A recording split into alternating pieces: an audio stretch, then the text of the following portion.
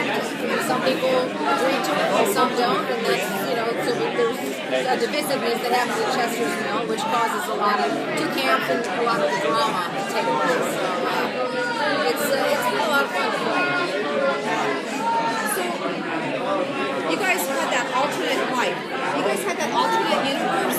Yes. Are we going to visit more of that throughout the season? Are we done with that, or what's going to happen with you? No, it sort of presents itself throughout the season, just with the fallout and the damage that it's done. But it was a finite thing. So once now that we're out of that, the repercussion, because to all of us that were goons, that was we lived a full year's worth of experiences, and for Julia and I, that clearly poses a problem because her and I have only been together for a little over 3 weeks. So 3 weeks versus a year that I've lived with this other woman, even though it didn't happen to us two, it feels like it did. And so getting past those hurdles becomes a big deal. Is that an interesting dynamic to be playing? Yeah, I think it is, because it's when they mentioned that they were doing a love triangle, I was a little, how are you going to bring in yet another beautiful woman into town that we've not seen before? How's that going to happen? But I think the way that she wasn't just, Marg and Kylie weren't just popping out of a barn one day like they'd been hiding there the whole time.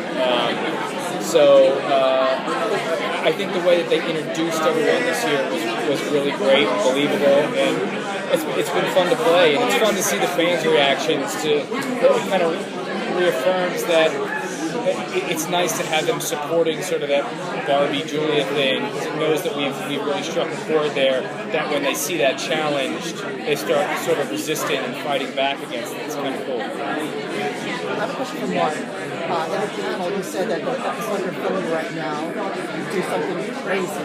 I believe that was like, what episode number that is, and who that scene involved? 11.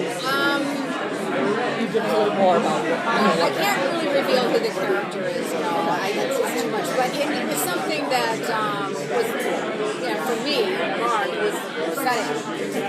Very upsetting. And a little bit more was explained to me. The writer was there on the set. And so I felt a little bit more reassured when I got a little bit more information.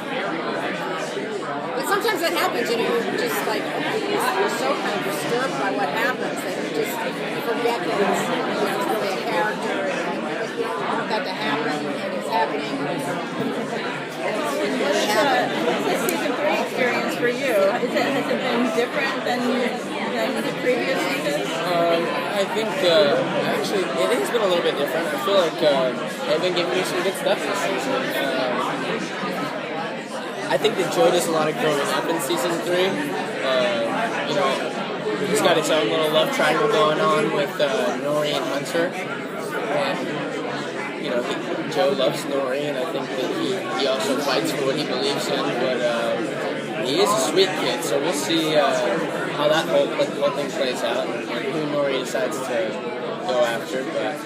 But it's even more than your character. I mean, Joe, given the fact that he is, an aspiring engineer, and my character really, latches onto that and has this whole plan that he's going to be the one that creates this piece of equipment that's going to bring down the dome.